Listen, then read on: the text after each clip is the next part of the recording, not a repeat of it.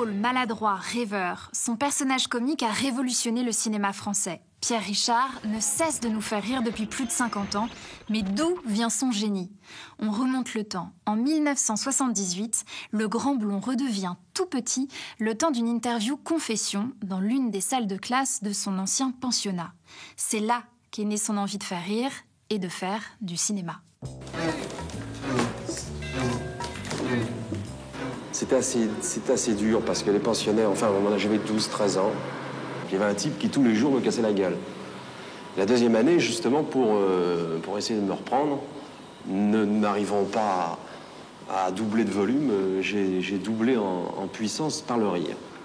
Ça a été ma première arme, elle continue de l'être, puisque j'en ai fait mon métier.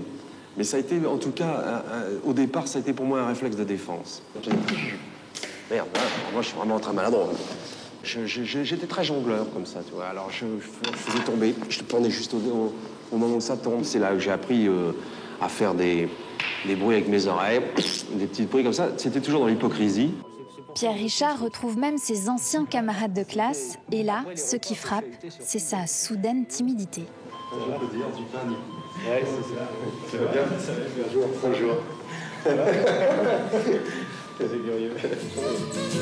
Ma mère avait certains goûts pour le théâtre, et en tout cas, elle avait une passion pour Cyrano de Bergerac, et elle m'avait obligé à dire la tirade à la fin de l'envoi, je touche. Bon. Et comme je ne voulais pas, ma mère, pour me pousser, m'avait offert une épée et tout un costume de mousquetaire. Et finalement, je me retrouvais déjà à l'âge de 9 ans comme un comédien derrière rideau. J'en trouvais la porte un peu pour voir comment était la salle.